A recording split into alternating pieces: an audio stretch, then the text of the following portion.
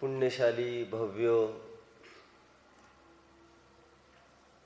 स्वाध्याय के प्रकरण में सम्यक्त्व के पूर्व की कैसी दशा जीव की होती है उसकी चर्चा हमारी चल रही है। सम्यक्त्व सन्मुख मिथ्या दृष्टि का प्रकरण हमने प्रारंभ किया है। भर्तृहरि नाम के एक आपको पता होगा शुभचंद्र आचार्य के भाई भर्तृहरि जो भटक गए थे, उन्होंने भटकने के बाद कुछ ग्रंथ लिखे थे। उसमें नीति वाक्यों में उन्होंने 3 प्रकार के पुरुषों की चर्चा की है। एक पुरुष तो वे है जो अपने मार्ग पर बढ़ते हैं, चलते हैं और किसी कीमत पर मार्ग को नहीं छोड़ते हैं। दूसरे पुरुष तो वे है कि मार्ग तो ढूंढ लेते हैं, चलना भी प्रारंभ करते हैं, लेकिन कुछ प्रतिकूल परिस्थितियां खड़ी होने पर उस मार्ग को फटाफट छोड़ देते हैं। और तीसरे वे जीव है जो मार्ग को कठिन जानकर मार्ग पर चलने का साहस ही नहीं करते। 3 प्रकार के जीवों की चर्चा की है। टोडरमल जी साहब यहाँ पर कहते हैं कि जो जीव मार्ग पर चलना नहीं चाहते उनकी तो ये बात ही नहीं है, लेकिन चलना प्रारंभ करके भी जो बीच में ही छोड़ देते हैं उनके लिए यह बात नहीं है। अयि कथमपि मृत्वा तत्व कौतूहली सन, मर पच के भी यह काम मेरे लायक करने के लिए मेरे लायक है, ऐसा जानकर जो आई हुई समस्त बाधाओं को गौण करता चलता है, जो संपूर्ण विश्व को भी एक अपने आत्मा की प्राप्ति के खातिर छोड़ सकता है, संपूर्ण जगत का वैभव अनुकूलताएं प्रलोभन भी उसको अपने आत्म प्राप्ति के मार्ग से डिगाने में समर्थ नहीं होती है, वह जीव आगे बढ़ता रहता है और सम्यक्त्व की प्राप्ति करता रहता है। इसीलिए नियमसार ग्रंथ के समापन में कुन स्वामी को भी ये आशंका खड़ी हुई कि लोग जैन धर्म तो अंगीकार करते हैं, लेकिन थोड़े थोड़े कारण से न जाने क्यों छोड़ते रहते हैं। न जाने कुछ देखकर अथवा हतोत्साह होकर नया नया जोश होता है ना, नया मुल्ला जोर से बांग देता है। तो हम जब धर्म मार्ग में आए थे हमको बहुत जोश आया था, तो पानी छान छान कर पीना, तो दोहरा कपड़ा लेना, फिर एक एक जीव देख देख कर चलना। लेकिन थोड़े दिन बीत जाए वे भावनाएं भी स्वाहा हो जाती है। न जाने ऐसा क्यों होता है। तो कुन स्वामी कहते हैं पहले खान पान का कितना विवेक था, भाई लोकी लाई है तो उसको देख लो, या आनंद का एक तो नहीं है, कोई ऐसी अपरिपक्व तो नहीं है। पहले बहुत विवेक रखते थे। अभी काल इतना बीत गया, अभी तो जो भी आया मिलने खाने लग गए, हमको अभी भक्षा भक्ष की उतनी गंभीरता ही नहीं रही। कुन स्वामी पूछते हैं ऐसा क्यों हो गया, तुम गाफिल क्यों हो रहे मार्ग पर। इसलिए उन्होंने एक गाथा लिखी और उसमें ये लिखा कि कोई ईर्ष्या भाव से जिन मार्ग की निंदा करता हो तो भले ही करे, तुम मार्ग से हे भव्य कभी भी च्युत नहीं होना। ईसा भावेन पुण के निंदन्ति सुंदरम गम।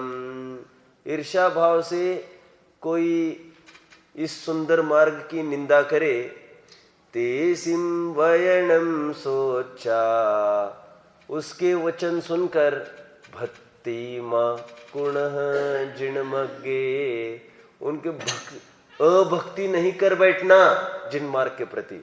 यह जीव पंचलब्धि से जीव गुजर रहा है, देखिए उसको एक आत्मा आत्मा आत्मा ही सर्वोपरि दिखने लग गया है। करण लब्धि तक मैं आत्मा मैं आत्मा मैं आत्मा यही विकल्प चलता रहेगा, और करण लब्धि पश्चात वो निर्विकल्प होकर जिस वस्तु का चिंतन कर रहा था उसी वस्तु में स्थित होने वाला है। आपको याद होगा ये जब डॉक्टर लोग होते हैं कोई ऑपरेशन वगैरह कराना है तो बेहोशी के लिए कुछ सूंघा देते हैं, क्लोरोफॉर्म वगैरह, आपने देखा होगा। मुझे तो याद आता है, मैं बहुत छोटा था और ऑपरेशन के लिए गया था, तो मैं होऊंगा तब 5th में होऊंगा। तब डॉक्टर ने ये कहा लेट जाओ तुम, ऑपरेशन होना था कोई, तो उन्होंने कहा आपको 1 2 3 4 आता है? तो मुझे समझ में नहीं आया ये डॉक्टर ऐसे क्यों पूछ रहा है। मैंने कहा अपन 5th में आए हैं, ये 1 2 3 4 पूछ रहा है। तो उन्होंने कहा आता है? मैंने कहा हाँ क्यों नहीं। तो उन्होंने कहा बोलना चालू करो तुम। तो उनका 1, मैंने चालू किया 1 2 3 4, और फिर मुझे इतना ही याद है, मैं 1 2 3 4 5 6 7 8 9 10 11, बस आज मुझे इतना ही याद है। एकदम आवाज अपने आप मंदी होती गई। बाद में पता चला क्या हो गया था, तो उन्होंने क्लोरोफॉर्म का कपड़ा रख दिया था। ऑपरेशन करते समय कराते हैं ना, तो उन्होंने सूंघा दिया था। अब मुझे कब मैं बेहोश हो गया, मुझे प्रॉपर पॉइंट पता नहीं है। आप समझ रहे हो, इतना थोड़ा थोड़ा हल्का सा याद है। मेरी आवाज धीमी धीमी धीमी होती गई। फिर वो कौन सा पॉइंट है जब मैं बेहोश हो गया और फिर बाहर क्या हो गया ये मुझे याद नहीं है। फिर ठेठ तब याद आ गया कि जब मैं होश में आया और मैं याद करने लग गया, अरे ये तो 1 2 3 4 बुलवा रहा था अपने से। ठीक उसी प्रकार ये भी ऐसी ही प्रक्रिया है आत्मानुभव की। आत्मानुभव में से गुजरता हुआ जीव जब देशना लब्धि में आता है, क्षयोक्षम लब्धि, विशुद्धि लब्धि, देशना लब्धि। हालांकि मैंने ये बोला था आपको, विशुद्धि लब्धि में ही देव शास्त्र गुरु का मोटा मोटा निर्णय हो जाता है, और देशना लब्धि में यथार्थ निर्णय हो जाता है। 6 द्रव्य 7 तत्व, ध्यान रखना, अन्याय अनीति अभक्ष ये विशुद्धि लब्धि में छूट जाता है। इसलिए मैं अक्सर कहता हूं, जिन लोगों को अपने माँ बाप को भी संभालने की अक्ल नहीं हो, उनको कभी भी आत्मा संभालने की अक्ल नहीं हो सकती, उनको आत्मानुभव की प्राप्ति हो ही नहीं सकती। इसीलिए भी मैं कहता हूं, अरे तुम लोगों से तो, हम लोगों से तो वे मुसलमान भाई अच्छे हैं। कौन मुसलमान भाई अच्छे हैं? जो तीर्थ यात्रा करने जब निकलते हैं, मक्का मदीना की हज की यात्रा करने निकलते हैं, तो उनको पहली शर्त पूछी जाती है, आपके माँ बाप इस समय क्या कर रहे हैं, आप उनको किसके भरोसे छोड़ आए हो, और यदि माँ बाप का कोई असहाय ही छोड़ के आए हो, जाओ, आपको तीर्थ यात्रा नहीं हो सकेगी। उनको 8 9 9 पहले आवेदन देना पड़ता है। वे उसकी जांच करते हैं कि ये जीव योग्य है कि नहीं तीर्थ यात्रा के लिए। वे समझते हैं तीर्थ यात्रा के लिए पात्र जीव ही समर्थ है आने के लिए, हमारे जैसा नहीं है। फिर वे पूछते हैं, अभी इस समय तुम्हारा कोई भाई कर्जे में है क्या? यदि कर्जे में है तो वे कहते आप तीर्थ यात्रा में नहीं आइए, आप उसके कर्जा आदि का निवारण करिए। मानव सेवा यही ईश्वर सेवा है, ऐसे वे लोग बताते रहते हैं। मुझे तो यही कहना है, जो माँ बाप की सेवा नहीं कर सकता, जो माँ बाप की उपेक्षा करता है, वह सम्यक्त की पात्रता भी नहीं कर सकता। इसके उपरांत जिसको बाजार की वस्तुओं का अभी त्याग नहीं है, रात्रि में जिसका बेरोक टोक खान पान चल रहा है, ध्यान रखना, जैनी सूर्यास्त के बाद जल की एक बूंद भी नहीं पी सकता। जल को ग्रहण करना उसके लिए खून पीने बराबर हो गया है। बाजार की वस्तु के नाम पर वो चाय कॉफी जैसी चीज भी के माध्यम से अपने व्यसनों की पूर्ति नहीं कर सकता। सम्यक तो कोई खेल, हंसी खेल नहीं है। चाहे जो करते रहोगे आप और सम्यक्त की पात्रता घोषित करते रहोगे, ऐसा कदापि संभव नहीं है। गुरुदेव का एक कार्यक्रम मुंबई में हुआ था, और होने के पश्चात सेठ साहू श्रेयांश प्रसाद जी की उपस्थिति में कार्यक्रम संपन्न हुआ था। जब गुरुदेव शाम को बाहर निकले, उन्होंने देखा बहुत बड़े ड्रम में, टंकी में पानी भरा रखा है। तो उन्होंने पूछा, ये क्या है ये? तो विद्वानों ने कहा, ये पानी है, और रखा किसके लिए है? उन्होंने पूछा। तो गर्मी के दिन थे वैसे बहुत, ये मई जुलाई में शिविर हुआ था, मई जून में। तो लोगों ने ये कहा कि प्यास लग जाती है ना तो पानी पी लेते हैं। तो गुरुदेव को इतना आश्चर्य हुआ था कि लोग रात्रि में पानी पीते हैं, क्योंकि कड़क संस्कार उनके पहले से ही आचरण आदि पद्धति श्वेतंबर में से ही रही है। इन सब बातों को मद्देनजर रखते हुए हमको ये भली भांति समझना चाहिए कि सम्यक्त की प्रक्रिया से गुजरने वाला जीव किसी प्रकार से क्षेत्रपाल, पद्मावती आदि रागी द्वेषी देवी देवताओं के सामने 3 काल में झुकेगा नहीं। 3 काल में अन्याय से पैसा कमाएगा नहीं। नंबर 2 का कुछ भी काम नहीं करेगा। जिसमें निरंतर तलवार टंगी रहे सिर के ऊपर, कौन सी तलवार टंगी रहे? अरे रे भाई दिक्कत ना हो, केस ना फंस जाए, ये कानूनी हमको कोर्ट के ऑर्डर ना आ जाए, हमको कोई कोर्ट में जाना ना पड़े सफाई देने, ऐसी कुछ भी आकुलता जब तक रहेगी वो आत्मानुभव की प्राप्ति कर ही नहीं सकता। एकदम क्लीन चिट चाहिए उसका। धंधे में नंबर 2 कभी नहीं करता हो, किसी ग्राहक को किसी में बेच दिया माल, किसी, अरे सम्यक तो कोई साधारण चीज नहीं है। हमने सम्यक तो को जितना माना है एकदम आत्मा आत्मा आत्मा आत्मा रटो और सब फिर खाने पीने के लिए सब तो पूरी छूट है। आत्मा इतना हल्का नहीं है, आप समझ रहे हो? अरे बाप भी अपने बेटे को कुछ रत्नों की पूंजी सौंपना चाहता है तो आजीवन मरते दम तक वो नहीं सौंपता रत्नों की पूंजी। क्यों? बाप ये कहता है मेरा लड़का तो गधा है, गधा, आज मैं इसको संपत्ति सौंप दूं वो लाख के 12,000 करके छोड़ देगा। इसको अकल थोड़ी है, मरते दम तक वो नहीं देता और फिर मजबूरी में रत्नों की राशि सौंप कर चला जाता है। अरे लोक में जब एक बाप भी अपने बेटे को रत्नों को सौंपने के लिए इतनी पात्रता देखता है, आज तक हमको नहीं मिले ऐसे सम्यक दर्शन ज्ञान चारित्र, ऐसे रत्नों की निधि हमको मिलनी है, बिना पात्रता के कैसे हो सकती है? 5 प्रकार का अभक्ष का त्यागी वो हो जाता है। रात्रि में किसी प्रकार के शादी ब्याह में उसके जाने का त्याग रहता है।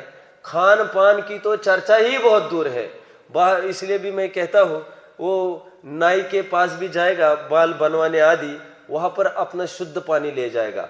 ये बहुत तकलीफ है। अभी क्या कहा मैंने, हमको खाने पीने के लिए कुछ भी खाना है और कपड़े हमारे भट्टी में जाते रहेंगे, ऐसा 3 काल में नहीं होगा। क्यों पंडित जी?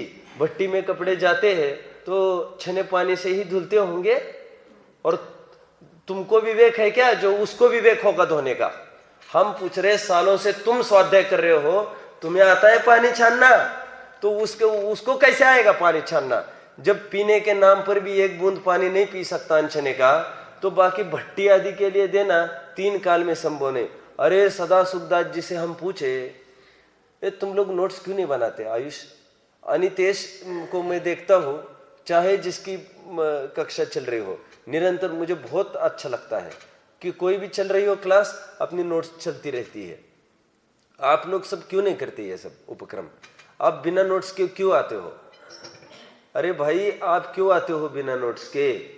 बिना नोट्स के आपको किसी की भी कक्षा में नहीं जाना चाहिए, और जितना उपयोग आपका विशेष लगेगा उसमें। आइए अपने प्रकरण में, आज बहुत सारा टॉपिक है। मैं ऐसा फंस गया हूँ कि कम समय में बहुत माल भी देना है, लेकिन ऐसा भी लगता है इन जीवों को ये बातें कौन बताएगा। सदा सुखदास जी ने तो रत्नकरण सावकाचार में यहाँ तक लिख दिया, अरे भिखारी को भी पानी पिलाएगा, वो अनछना नहीं पिलाएगा। छोड़ो इन बातों को। अरे पशुओं को भी पानी पिलाता है, पशुओं को, वो भी अनछना पानी नहीं पी सकता। और सम्यक दृष्टि जीव अथवा सम्यक्त की पात्रता वाला जीव जैसा पीने को शुद्ध पानी पीता है, स्नान आदि के लिए वैसा ही शुद्ध पीता है। क्योंकि पीने के लिए आप 3 लीटर पियोगे और स्नान के लिए कितना लगेगा? 30 लीटर। तो 3 लीटर में तो आप बहुत ध्यान रखते हो छानने करने का, और 30 लीटर के लिए आपको कोई होश नहीं है उसकी, फिर कितना पानी जा रहा है, कहाँ जा रहा है, और थैला एक तरफ लटका है और थैले में से पूरा पानी निकल रहा है, और थैले की तो परंपरा ही अपनी गलत है। आप सब समझ रहे हो। सदा सुखदास जी के शब्दों में जैनी के तो पत्ता सब्जी का तो आजीवन त्याग रहता है।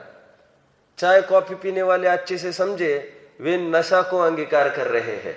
सम्यक्त्व को प्राप्त करने की जितनी कसौटियां चारों अनुयोग में है, उन चारों अनुयोग में आपको खरा उतरना चाहिए।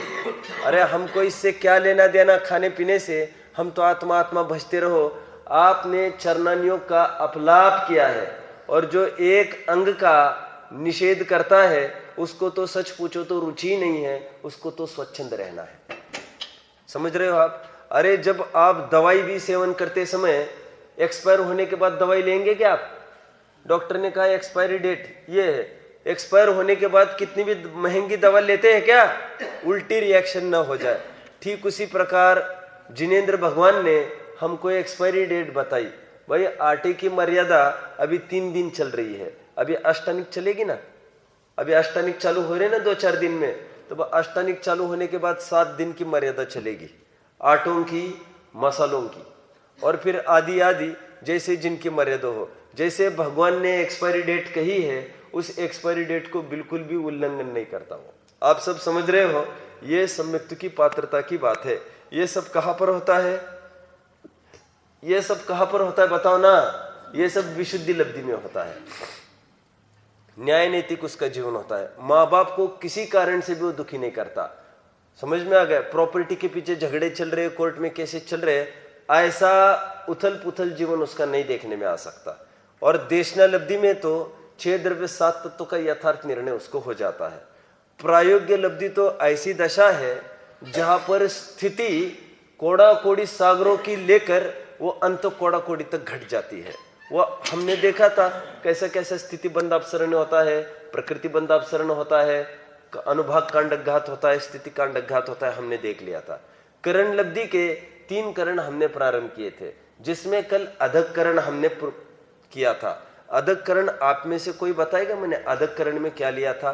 मंगलारती नहीं, बिना मंगलारती मुक्ति आप भी बोल सकते हो। अधक करण बोलिए। उसके परिणाम जो है वो 1 से 10 तक हाँ, दूसरी स्थिति में आपने कहा था कि इसको जो है 5 से 15 वाले हो जाएंगे। तीसरी स्थिति में जो है वो इससे 10 से 20 वाले हो जाएंगे। ऐसे परिणाम 7 से नहीं। ये परिभाषा बताओ तो मैं आगे चलो। अधःकरण पीछे के जीव से, पीछे के समयवर्ती जीव से अथवा असमान समयवर्ती जीव के परिणामों को कुछ समान लेकर कुछ आगे परिणाम बढ़ता हुआ जीव, ये अध प्रवृत्तिकरण। मैंने कहा था यहां पर 2-2 जीवों की तुलना क्यों की है? क्योंकि मैंने कहा था ये केवल ज्ञान गोचर प्रकरण है। यहां पर 2 प्रकार से तुलना की जाएगी। 2 जीवों की भी तुलना की जाएगी और एक ही जीव की अनेक समय में, ऐसी 2 प्रकार की तुलनाएं की जाएगी। तो अधःकरण समझाने में 2 जीवों की तुलना करके अधःकरण समझाया। क्या समझाया? पीछे के समयवर्ती जीव के जैसे परिणाम है, कुछ उसके समान होते हैं और कुछ उससे अधिक आगे बढ़ते हुए उसको परिणाम होते हैं। ऐसे आगे पीछे के कोई भी जीव छाटोगे आप अधःकरण में स्थित, आपको ऐसी ही स्थिति सर्वत्र मिलेगी। समझ गए? तो एक अधःकरण की एक शर्त हो गई, असमान समयवर्ती जीवों के परिणाम कुछ समान कुछ असमान, और समान समयवर्ती जीवों के परिणाम भी कुछ समान और कुछ असमान। ये समझ में आया तो मैं आगे बढ़ता हूं। क्या कहा मैंने, बताएंगे आप? बताओ क्या कहा? अधप्रवृत्तकरण बताओ। अथवा समझ में नहीं आया हो तो आपको पूछना चाहिए था, फिर आप में से कोई बताएगा? अधप्रवृत्तकरण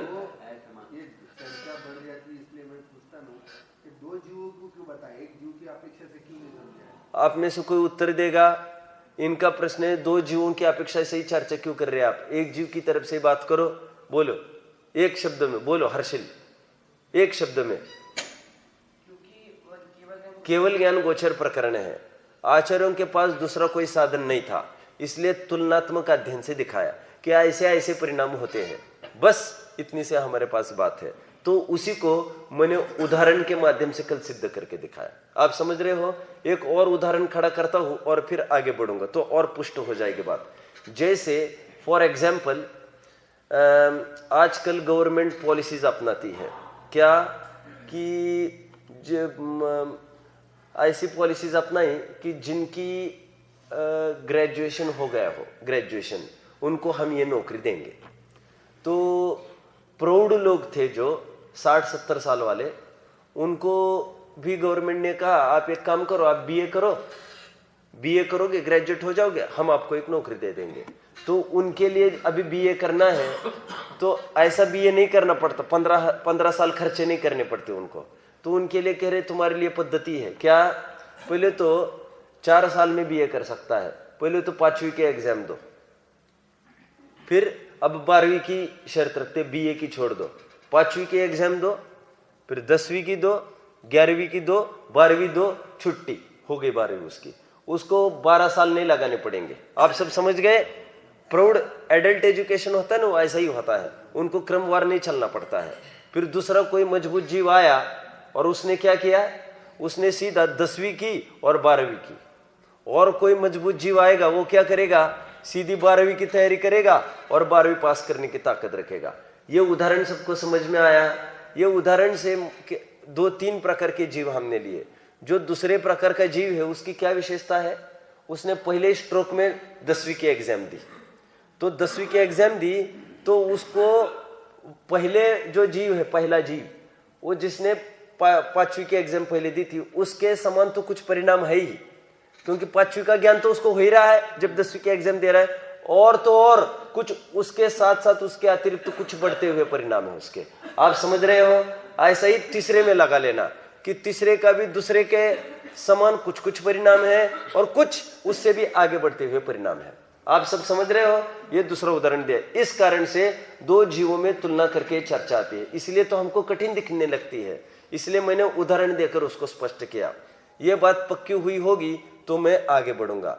अधःकरण और कोई परिभाषा बताएगा मुझे? अधःकरण में 2 पॉइंट्स, असमान समयवर्ती जीवों के परिणाम कुछ समान कुछ असमान, और समान समयवर्ती जीव के परिणाम कुछ समान कुछ असमान। चलना है आगे। अधःकरण सबको समझ में आया? अधःप्रवृत्त करण। तो अभी दूसरा करण हमको देखना है, अपूर्व करण। वैसे मैंने कल कहा था ये त्रिकरण परिणाम भी कई दफे होते रहते हैं जीवन में, करण तो कई दफे होते हैं। मैंने कहा था हर गुणस्थान की वृद्धि होगी वहां पर करण तो होगा ही होगा। करण मतलब परिणाम, परिणाम सुधरेंगे कि नहीं, तो हर गुणस्थान बदलेगा तो वहां पर तो होंगे। और त्रिकरण भी चाहे जब होता रहता है। क्षायोपशमिक सम्यक्त होने के लिए त्रिकरण की आवश्यकता नहीं है, क्षायिक सम्यक्त होने के लिए 2 त्रिकरण होंगे। और जो अभी हम चर्चा कर रहे हैं औपशमिक सम्यक्त होने के लिए, प्रथम उपशम सम्यक्त होने के लिए त्रिकरण परिणाम होंगे। ये पंचलब्धि के अंतर्गत करण लब्धि में। आप सब समझ रहे हो मेरी बात को? क्या कहा? प्रथम उपशम सम्यक्त होने के लिए त्रिकरण परिणाम होते हैं। क्षयोपशम सम्यक्त होगा ना जीव को, औपशमिक सम्यक्त से क्षयोपशमिक सम्यक्त, उसको त्रिकरण की आवश्यकता नहीं है। लेकिन क्षयोपशमिक सम्यक्त से फिर क्षायिक सम्यक्त होगा, फिर उसको 2 बार त्रिकरण होगा। कल मैंने प्रश्न भी पूछा था, एक तो अनंतानुबंधी की विसंयोजना करने के लिए त्रिकरण होगा और एक तो दर्शन मोह की क्षपना करने के लिए होगा। ऐसे 2 बार त्रिकरण होंगे। आप सब समझ रहे हैं? तो मैं आगे बढ़ूं। तो ये अधःकरण हुआ, अभी अपूर्वकरण की तरफ हमको बढ़ना है। किसकी तरफ? अपूर्वकरण के नाम से ही निश्चित होता है कि अपूर्व परिणाम होते हैं। आज तक कभी भी ऐसे परिणाम नहीं हुए थे जीव के, ऐसे परिणाम होने लगते हैं। इसलिए इसकी परिभाषा में बनाया है कि असमान समयवर्ती जीवों के परिणाम सर्वथा असमान होते हैं और समान समयवर्ती जीव के परिणाम कुछ समान कुछ असमान। पकड़ में आया? इसके 2 पॉइंट, अधःप्रवृत्तकरण के 2 पॉइंट कौन से थे? डॉक्टर साहब बोलिए, अधःप्रवृत्तकरण के 2 पॉइंट कौन से थे? बोलिए। असमान समयवर्ती जीवों के परिणाम कुछ समान कुछ असमान, और समान समयवर्ती जीव के परिणाम कुछ समान कुछ असमान। दोनों जगह कुछ समान कुछ असमान। असमयवर्ती मतलब असमान समयवर्ती मतलब कोई अभ्यकरण लब्धि चालू की है ना, और किसी ने अगले समय में चालू की, इसको कहते हैं आगे पीछे के समय। और कई जीव ऐसे हैं जो एक साथ चालू करे तो उसको कहेंगे समान समयवर्ती जीव। आप समझ रहे हैं? तो उनके परिणाम कुछ समान कुछ असमान। अभी अपूर्वकरण में क्या दो बातें कही अपन ने? समान समयवर्ती जीवों के परिणाम कुछ समान कुछ असमान, और असमान समयवर्ती जीवों के परिणाम सर्वथा ही असमान। क्यों? आगे गया तो उसकी विशुद्धि बढ़ी, आगे गया उसकी विशुद्धि पहले जैसी होती नहीं है, अपूर्वता अपूर्वता उसमें आती रहती है। आज तक ऐसी अपूर्वता आई ही नहीं, विशेष विशेष शुद्धि प्रति समय में बढ़ती रहती है उसकी। समझ में आया? और बहुत शीघ्रता से। इसके लिए मैं उदाहरण देता हूं, जैसे मान लो बूरा बनाते हैं ना हम, बूरा बनाते हैं घर पर, बूरा खांड आती है ना, खांड। तो खांड के शुद्धिकरण के लिए हम बूरा बनाते हैं। तो बूरा बनाने के लिए आपने देखा होगा पहले पानी डालते हैं, पानी डाल के उसके छानवान कर फिर उसको अग्नि पर चढ़ा देते हैं। तो जब अग्नि पर चढ़ा देते तो वो कैसा रहता है? Liquid, liquid. उदाहरण नहीं समझ में आ रहा है? दूसरा उदाहरण दो क्या? दूसरा उदाहरण देता हूं। दूसरा समझ में आ रहा है? आ रहा हो तो अच्छी बात है, नहीं तो लोगों को लगता होगा कौन सा बुरा और काय की बात कर रही है। नहीं तो दूसरा उदाहरण ले लीजिए, हमको बनाना है घी, और घी में से पहले तो मलाई है हमारे पास, मलाई। ठंड के दिन है, उस मलाई को घोटते चलो। तो पहले सबसे पहले घोट रहे हैं आप मलाई को, कैसे घोट रहे हो? शीघ्रता से, होता है ना ऐसा। और बुरे को भी हिला रहे हो पानी को, वो कैसे? शीघ्रता से। और थोड़ी देर बाद जैसे वो गाढ़ा होने लगता है, जमने लगता है, एकदम बहुत भार, बहुत ताकत लगती है उसको घोटने को।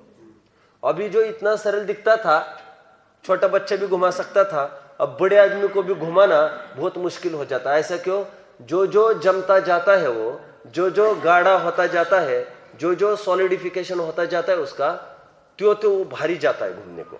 आप समझ गए? जमने लग गया वो। और फिर जमने लग गया तो इतनी शीघ्रता से जमने लगता है, एक तो जमता नहीं जल्दी, और जमने लग जाए फिर एकदम शीघ्रता से जमने लगता है। आप समझ गए? तो अपूर्वकरण में ऐसा होता है, यह जीव अब जमने लग गया है। कहां पर जमने लग गया है? अपने स्वरूप में, अपनी प्रतीति में इस स्तर पर जमने लग गए हो, उत्तर उत्तर उसका जमना बहुत अधिक तीव्र परिणामों से हो रहा है। इसलिए उसको कहते हैं अपूर्वकरण। और पहले परिणाम से सर्वथा ही भिन्न परिणाम आगे के जीवों के होते हैं, आगे के समयवर्ती। इसके लिए एक उदाहरण खड़ा करते हैं अपन। अभी दो उदाहरण इसके लिए भी दूंगा। कौन कौन से उदाहरण? पहले तो एक जीव ऐसा है जिसके 1 से लेकर 10 तक परिणाम होते हैं। पकड़ में आया? 1 से 10 तक परिणाम एक जीव के होते हैं। अभी उस जीव के दूसरे समय में परिणाम पूछो तो उसके होंगे 11 से लेकर 20 तक। क्यों? तो कह रहे कुछ समान कुछ असमान, ये तो मामला ही नहीं है। अभी कह रहे आप सब समझ रहे हो बराबर। 10 तक तो 10 से चालू नहीं करेगा, 11 से, क्योंकि और दूसरे समय में भी वो जो 10 से लेकर 20 तक के परिणाम है, अभी तीसरे समय में आएगा तो क्या परिणाम होंगे उसके? 21 से लेकर 30 तक परिणाम निरंतर बढ़ते हुए उसके। और कोई भी जीव उठाओ आप इसमें, तो कोई भी जीवों के आगे पीछे के जो परिणाम है वो एक सरीके मिलेंगे ही नहीं, निरंतर बढ़ते बढ़ते ही मिलेंगे आपको। ठीक है, लेकिन समान समयवर्ती जीव को पकड़ेंगे आप तो कुछ समान और कुछ असमान आपको देखने मिलेंगे। ठीक है, कैसे? थोड़ा मैं उदाहरण दे दूं। तो जैसे समान समयवर्ती के लिए अपने को 2 जीव खड़े करने पड़ेंगे अभी। तो पहला जीव पहले समय में आया, 1 से लेकर 10 तक परिणाम किए। ठीक है, उसी समय में कोई जीव आ रहा है अपूर्वकरण में, तो वो मान लो करेगा 5 से लेकर 10 तक परिणाम। तो कुछ समान हो गए, कुछ असमान हो गए। अरे कुछ समझ में आ रहा है आपको? और फिर बढ़ेगा दूसरे समय में आगे, तो वहां पर ऊपर हो रहे 11 से 20, यहां पर हो सकते हैं 15 से 20। मतलब पिछले परिणाम से ज्यादा ही होंगे। और समान समयवर्ती जीव के कंपेयर करो तो कुछ समान कुछ असमान। कितने जन को पकड़ में आ रहा है? मंगलार्थियों को सबको पकड़ में आ रहा है? आपको पकड़ में आ रहा है कि भारी पड़ रहा है? किसी को भी देखो, मेरी तरफ से पूरी छूट है। आप तो चाहे जो प्रश्न पूछेंगे मैं तो उत्तर दूंगा। आप बोलेंगे सरल करो, मैं एकदम सरल करूंगा। एकदम सरल करो, एकदम सरल करूंगा। वो तो जैसा आप बोलोगे वैसा करूंगा। समझने की ताकत आपकी चाहिए। आप बोलेंगे नहीं, हाँ में हाँ करते रहेंगे, मुझे कैसे पता चलेगा? मुझे तो आगे भी बढ़ना है। दूसरा उदाहरण और दूं? जो आपने यहाँ बताया, एक जीव का 1 से लेकर 10 तक कर रहा है, दूसरा जीव 5 से लेके 15 तक कर रहा है, हाँ। तो इसका मतलब 1 से 5 तक जो पहुंचने वाला वो जो गैप रह गया, हाँ तो वो उसने किया नहीं। हाँ, कुछ समान कुछ असमान होगा। नहीं, कुछ समान हाँ, समान तो हुआ। बराबर नहीं किया उसने। नहीं, मैं ना ये आप जो कहना चाहते हो 1 से 5 तक नहीं किया उसने, 1 से 4 तक सीधा 5वें परिणाम में चला गया वो। बराबर। ये क्या है, 1 से लेकर 10 तक परिणाम, 5 से लेकर 10 तक परिणाम, ये जो समझा रहे ना हम, ये तो हमारी बुद्धि से समझा रहे, ऐसा किसी ग्रंथ में लिखा नहीं है। केवल ज्ञान गोचर प्रकरण है, आचार्य मात्र परिभाषा दी और आगे बढ़े। हम क्या तो समझाए उसमें, तो आपको समझ में आए इसलिए उदाहरण खड़ा किया है। कुछ समान कुछ असमान परिणाम, कौन से जीव के? समान समयवर्ती जीवों के। और असमान समयवर्ती जीवों के वो छूटा हुआ समय, तो वो वैसे परिणाम आपको देखने नहीं मिलेंगे। आप इसको समझ में आ रहा? समय समयवर्ती परिणाम, अगले समय में चला गया परिणाम बड़ा ही मिलेगा आपको, कुछ भी पूर्व समय समान परिणाम नहीं ही मिलेगा, निरंतर बढ़ता चलेगा अपूर्वकरण में। हालांकि और एक बात सब समझ लो, ये तीनों करण एक ही अंतर्मुहूर्त में होते हैं। क्या कहा मैंने? 3 करण अंतर्मुहूर्त में होते हैं। उसमें भी ऐसा है, जो अधक करण है, अधक करण उसको जो समय लगता है, उसका संख्यात्वा भाग समय ये अपूर्व करण वाले को लगता है, और उसका संख्यात्वा भाग समय ये अनिवृत्तिकरण वाले के लिए लगता है। अरे घटता जाता है समय, संख्यात भाग। ऐसा होते हुए भी तीनों का समय एक अंतर्मुहूर्त, और तो और मैं क्या कहूं, 5 लब्धियां भी एक अंतर्मुहूर्त में हो जाती है। आप समझ रहे हो सब? देखो, पूर्व भोग की देशना हमको संस्कार में पड़ी रह सकती है, उसको देशना लब्धि नहीं कहेंगे हम।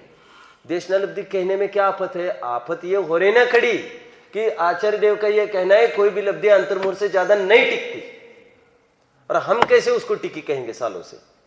अब बच्चों को तो काफी बोला था मैंने एक दिन, पहले दिन, ख्याल में है ना आपको? प्रवचन अपने विद्वान के चल रहे थे, उन्होंने पकड़ लिया, आपको बताया ना मैंने, नहीं याद आपको? मैंने ये कहा, एक अपने बहुत बड़े विद्वान के प्रवचन चल रहे थे और 15-20 जन बैठे थे सुनने को, और उन्होंने कहा देखो ये विपरीत निरूपणा करते हैं ऐसे लोग, और कह रहे प्रायोगिक लब्धि सालों से चल रही है। याद आ रहा है आपको? बहुत बड़ा विद्वान है, मैंने कहा तो मैं नाम नहीं लूंगा। तो हम ऐसे स्खलन करते हैं, अपर पक्ष वाले पकड़ते हैं हमको, क्योंकि आगम का जितना ज्ञान होना चाहिए था हमको ज्ञान नहीं है, और जिनवानी का अपलाप तो कर ही रहे हम। तो हम बहुत सावधान रहे, किसी भी लब्धि का काल अंतर्मुहूर्त से ज्यादा नहीं होता। बोलिए।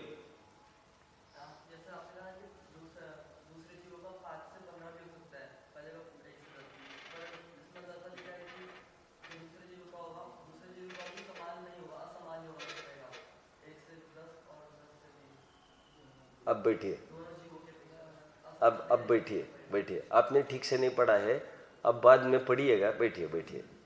देखो, मैं ये कह रहा हूं, समान समयवर्ती जीव है 2, उनके परिणाम कुछ समान कुछ असमान, ऐसा ही होगा। ठीक है? आप तो जो कह रहे हो मैं समझ लो, उसमें गलती कुछ नहीं है। नहीं, चलो पढ़ो, खड़े रहो, पढ़ो, क्या शंका, पढ़ो।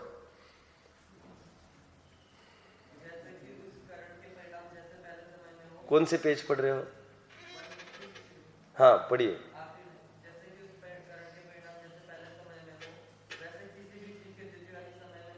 हो गया, ये बराबर है।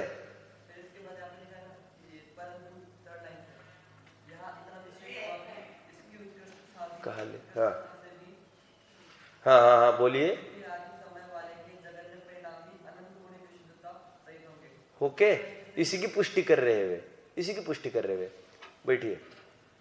वे ये कह रहे हैं कि दूसरे समय में जो परिणाम हुए, दूसरे तीसरे कोई भी, तो चौथा समय जो चालू होगा, उसको जो जघन्य परिणाम होंगे वो इसके उत्कृष्ट से भी ज्यादा रहेंगे।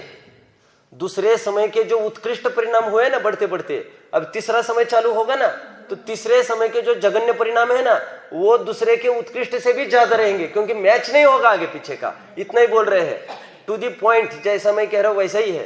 तुम चिंता नहीं करना, मैं तो 25 दफे पढ़ के आता हूं और ये सब मेरे ज्ञान में है। आप जितना मैं कह रहा हूं उतना उसमें समझने में बाधा हो तो आप बोल सकते हो, क्योंकि अब पढ़ने में थोड़ी पकड़ में आया पूरा आपको, कि अभी भी स्खलन लग रहा है, कुछ लग रहा है?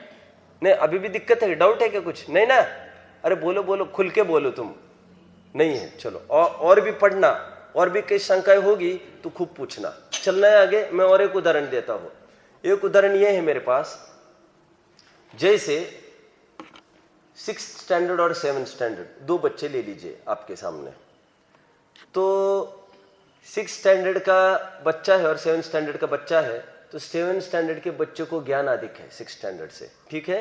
तो इसको कहेंगे दो समयवर्ती जीव है, उनके परिणाम सर्वथा ही असमान, ठीक है। लेकिन जो 7th क्लास में बच्चे पढ़ते हैं उन सब में कंपेयर करें मुक्ति, तो कुछ समान कुछ असमान, कोई फर्स्ट रैंक आ रहा है, कोई सेकंड आ रहा है, कोई थर्ड आ रहा है। आपको समझ में आ गया? आगे पीछे के क्लास के परिणाम तो सर्वथा ही असमान, और समान क्लासवर्ती जो परिणाम है, देखो मुझे ये कहना है 7वीं क्लास का एकदम डल से डल लड़का उठाओ और 6वीं क्लास का एकदम मजबूत से मजबूत बच्चा उठाओ। अभी का जो आपको शंका जहां पर आकर अटकी थी, ऐसा होने पर भी दोनों में क्लेवर कौन होगा? प्रश्न बोलिए। सौम्य आप ही खड़े रहिए। बराबर ये यहां पर कहना चाहते हुए वे कहते हैं दो समयवर्ती जीवों के परिणाम सर्वथा ही असमान होंगे बढ़ते बढ़ते क्रम में। तो कह रहे 6वीं क्लास में, यहां पर क्लास मतलब समय लेना, 6वीं क्लास में जो टॉप बच्चा है उत्कृष्ट परिणाम वाला, और 7th क्लास का जो डल बच्चा है, ऐसा होने पर भी 7th क्लास के बच्चे को 6वीं वाले से ज्यादा ज्ञान है। उसको 7वीं को कुछ पूछो तो आएगा क्या? कुछ नहीं आएगा, ओके। लेकिन 7वीं वाले में ही देखो तो कुछ समान परिणाम कुछ असमान परिणाम, परसेंटेज कम ज्यादा होते हैं ना एक ही क्लास के बच्चों के। तो ये उदाहरण मैंने दिया अपूर्वकरण को। कौन सा? दो बातें कौन बताएगा अपूर्वकरण की? समान समयवर्ती जीवों के परिणाम कुछ समान कुछ असमान, असमान समयवर्ती जीवों के परिणाम सर्वथा ही असमान भिन्न। आप एक एक चीज पढ़ोगे पंक्ति, आपको पूरा समझ में आ जाएगा। घर पर जाओगे, मैं उदाहरण तो बहुत है मेरे पास और उदाहरणों के माध्यम से सरलीकरण करने का प्रयास करता हूं, लेकिन अभी और उदाहरण का लोभ छोड़ के मैं अनिवृत्तिकरण में प्रवेश करूंगा। हाँ, अपूर्व, इसलिए तो अपूर्व बोल रहे। मैंने गाड़े का उदाहरण दिया ना, फिर तुरंत जल्दी गाढ़ा होने लगता है, जल्दी। अरे पानी का ही ले लो आप, पानी का ही ले लो। पानी से बर्फ बना, जमने लग गया, तो जब जमने लग गया वैसे तो बहुत टाइम लगता है, बार बार देखो अब पानी है, लेकिन जब जमने लगता है ना एकदम फटाफट जम जाता है, फिर वो अपूर्व आने लगता है। अंतिम करण बोलो, अनिवृत्तिकरण। निवृत्ति का अर्थ भिन्न, निवृत्ति का अर्थ भिन्न। तो अनिवृत्तिकरण मतलब भिन्न नहीं होना, ठीक है। इसका मतलब यह है अभिन्न होना, समान होना।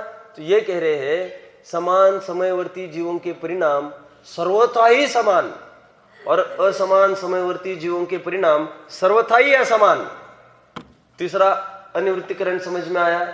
ये कह रहे दो समयवर्ती परिणामों के जीवों के परिणाम सर्वथा ही असमान। अपूर्वकरण जैसे तो ये भी बोल रहे हैं, लेकिन अपूर्वकरण अभी क्या बोल रहा था? समान समयवर्ती जीवों के परिणाम कुछ समान कुछ असमान। ये बोल रहा है समान परिणाम, समान समयवर्ती जीवों के परिणाम सर्वथा ही समान। अब इसके लिए उदाहरण देता हूं मैं। इतना तो परिभाषा तो समझ में आई। मंगलार्थियों को पूछना चाहूंगा परिभाषा कितने जनों को क्लियर हुई? ये अर्पित और अर्पित के पीछे दोनों जन खड़े रहो, अर्पित और अर्पित के पीछे आइए आप दोनों यहां पर आइए साहब, आइए।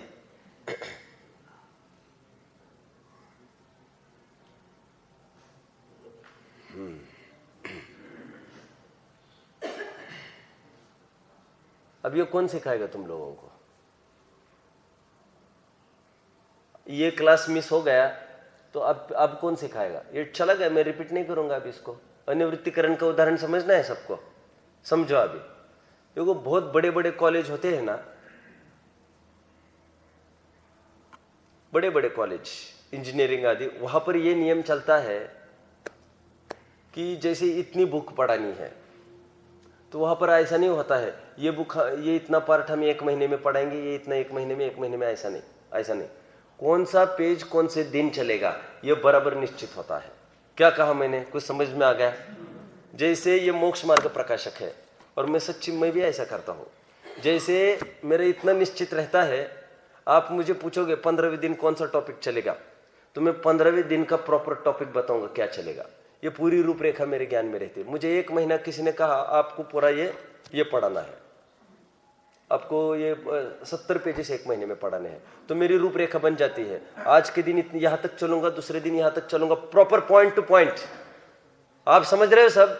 अनिवृत्तीकरण का उदाहरण मैं ये दे रहा हूं। बड़े बड़े कॉलेज में ऐसा होता है कि निश्चित दिन निश्चित चीज पढ़ाई जाएगी, आगे पीछे एक दिन भी यहां वहां नहीं होगा उसमें, ठीक है। तो उसमें ऐसा हुआ, एक दिन वो विद्यार्थी थे, वो विद्यार्थी ने कहा टीचर को कि साहब हमको ये टॉपिक समझ में नहीं आया। क्या कहा? हमको ये टॉपिक्स कुछ भी समझ में नहीं आया। तो टीचर व प्रोफेसर ये पूछता है कॉलेज में, टॉप कॉलेजेस में ऐसा होता है, हमारे कॉलेज में ऐसे होता था। और फिर कोई पूछे साहब हमको ये प्रकरण समझ में नहीं आया, पहला प्रश्न वो पूछता है प्रोफेसर। क्या प्रश्न पूछता होगा? ये तुम पीरियड में थे कि नहीं थे? नहीं थे। उसका एक उत्तर देता है फिर वो, तुम एक काम करना, अभी तो प्रकरण अपना चल गया, बोले वो कल ही चला, तुम कल आए नहीं बोले। अब कल क्या तारीख थी? कल क्या तारीख थी यार? तारीख तो बोलो। कल 27, क्या चल रहा है? अक्टूबर चल रहा है, और साल कौन सा चल रहा है? 2014 चल रहा है ना। तो कह रहा तुम एक काम करना, तुम 27 अक्टूबर 2015 को तुम आना, यही लेक्चर चलेगा। और यदि वो कहे, ऐसा ही होता है टॉप कॉलेजेस में, आप पता नहीं इतने बंधे रहते हैं, वो निश्चित रहती है उनके आज क्या पढ़ाएंगे, और उसमें किसी ने भी कुछ बोला बीच में तो कह रहे नहीं मुझे आज ये पूरा करना है, और तुम बोलोगे बीच में तो ये नहीं चल पाएगा, फिर कल का मेरा दूसरा टारगेट है। इतना प्रॉपर सिस्टमेटिक उनकी चलती है, आप समझ रहे हो? तो कह रहे तुम एक काम करना, अगले साल उस दिन आना। और यदि वो कहे नहीं साहब मैं तो कल था, मुझे समझ में नहीं आया, तो कदाचित 2 मिनट उसमें लगा सकते हो, 2-3 मिनट। क्यों? कह रहे मैं ये पूरा समझाऊंगा और आज का रह जाएगा तो बहुत बड़ी आफत हो जाएगी। तो फिर कह रहे जो रिपीटर्स वालों को सुनने हैं लेक्चर्स, वे कैसे आएंगे फिर सुनने? जैसे मेरा कोई किसी को प्रकरण सुनना है, सम्यक्त सन्मुख मिथ्या दृष्टि, वो बार बार फोन करेगा क्या, ये भैया का सम्यक्त सन्मुख मिथ्या दृष्टि कब चलना है? फोन नहीं करो कोई, वो निश्चित कर लो अगस्त 1 को वे सम्यक्त सन्मुख मिथ्या दृष्टि प्रकरण ले लेते। जिन यात्रियों को आना है वो आकर लाभ लेंगे। फिर जिनको नौवा अधिकार का पुरुषार्थ से मोक्ष की प्राप्ति समझना है, वे 25 नवंबर को ये टॉपिक उनका चालू होता है। तो जिनको आना है वे आकर खड़े रहे। ये मैं क्यों बता रहा हूं? अनिवृत्तीकरण। आप देखेंगे कि उसी क्लास में आगे पीछे के परिणाम भी इतने समानता से चल रहा है। कौन सा? समान समयवर्ती जीवों के परिणाम सर्वथा ही समान, और असमान समयवर्ती जीवों के परिणाम सर्वथा ही असमान।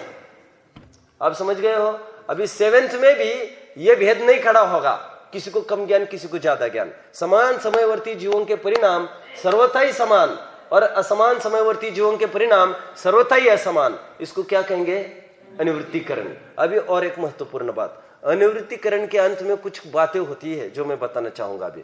उसका जब बहुकाल बीत जाता है, संख्यात काल बीत जाता है, तो संख्यात्व काल में एक अंतरकरण की स्थिति आती है। कोई काय की स्थिति आनी है? अंतरकरण। अंतरकरण मतलब क्या होता है? ये जो घाती प्रकृतियां है ना, दर्शन मोह और अनंतानुबंधी, ये अनादि मिथ्या दृष्टि है ना आयुष, इसलिए हमने दर्शन मोह का टुकड़ा लिया है। यदि ये सादी मिथ्या दृष्टि होता ना, तो हम कदाचित 3 टुकड़े भी ले लेते, कदाचित 2 भी टुकड़े ले लेते दर्शन मोह के। मिथ्या तो सम्यक प्रकृति, ये भी टुकड़े ले लेते। ठीक है, अभी समय मेरे पास बहुत अल्प है। आप पूछना चाहो तो मेरी तो खूब तैयारी है, समय भी देने की और जितना पूछना है वो सब समाधान करने की। आप चाहो तो शंका समाधान का कार्यक्रम रख सकते हो, आप कुछ भी रखो, समझना हो तो मेरी तो तैयारी है। तो मैंने क्या कहा अभी कि वो अंतरकरण परिणाम ऐसा आता है कि अंतरकरण परिणाम में ये कुछ घाती प्रकृतियां है जो मिथ्यात्व को सम्यक्त्व का घात करती थी। कौन सी है ये प्रकृतियां? अनंतानुबंधी चतुष्क और दर्शन मोह, ये 5 प्रकृतियां, यही तो सम्यक्त्व का घात करती है। मुक्ति अनंतानुबंधी को भी सम्यक्त्व का घात करने वाली कहा है, द्विस्वभावी प्रकृति कहा है उसको। आप समझ रहे हो सब मेरी बात को? सच पूछो तो अनंत का अर्थ होता है मिथ्यात्व। अनंत का अर्थ मिथ्यात्व बताया आचार्यों ने, और कह रहे अनंत अनुबंधी वो मिथ्यात्व के साथ चलने वाली है वो कषाय। ठीक है, तो वो ये कहते हैं कि मिथ्यात्व और अनंत अनुबंधी चतुष्क, इन 5 प्रकृतियों का कुछ स्थिति वो बढ़ जाती है, कुछ स्थिति घट जाती है, और बीच में ये कर्म गैप कर जाते हैं। गैप समझते हो आप? थोड़ा आप यहां पर आए होंगे मंगलायतन में, तो आपने क्या किया होगा, ये काम कौन करेगा बीच में? तो कुछ काम आपने आने के पहले निपट लिए होंगे 3-4 दिन एक्स्ट्रा के, और कुछ 3-4 दिन के, मान लो 6 दिन की आपने लीव निकाली, तो 6 दिन की तो 3 दिन का तो काम आप निपट कर आ गए और 3 दिन का काम आप जाकर निपटेंगे, तो बीच का गैप आपको मिल गया। तो उसी प्रकार अंतरकरण में यह होता है कि कुछ परमाणु, कुछ प्रकृतियां है ना, कुछ प्रकृतियों की कुछ स्थिति घटती है और कुछ स्थिति बढ़ती है कुछ प्रकृतियों की। ऐसे घटबढ़ होता है और बीच में हो जाता है गैप, जहां पर कुछ भी उदय नहीं आएगा। ध्यान रखना, यह अंतरकरण में योग्यता तैयार होती है बस किसकी, गैप करने की, और फिर लगकर तुरंत दूसरा समय है उपशमकरण, वहां पर हो जाता है गैप। उसी को कहते हैं औपशमिक सम्यक्त्व। और यहाँ पर जीव अपने आत्मा का अनुभव करता है, जिसका अभी तक पुस्तकों में से निर्णय था, मन के माध्यम से निर्णय हो गया था पक्का, अभी इसकी प्रतीति में आने लगता है। लेकिन बहुत ही थोड़े काल के लिए अंतर्मुहूर्ति इसका काल कहा गया है प्रथमोपशम सम्यक्त्व का, इसको प्रथमोपशम सम्यक्त्व कहते हैं, प्रथमोपशम सम्यक्त्व। और इस काल के बाद वो पुनः या तो मिथ्यात्व में जा सकता है, फिर जा सकता है मिथ्यात्व में, और या तो फिर अनंतानुबंधी का उदय आए तो दूसरे गुणस्थान में, यदि सम्यक मिथ्यात्व को उदय आए तो तीसरे गुणस्थान में, या क्षावशमिक सम्यक्त्व कर सकता है। ये उसकी पद्धति है। ये इस प्रकार पंचलब्धि की चर्चा हमारी पूर्ण हुई है। अधिक कुछ समझना चाहते हैं तो फिर कभी देखेंगे, समय अपना अभी हो गया है। कुछ प्रश्न है किसी को? नहीं, बस करते। ओम नमः।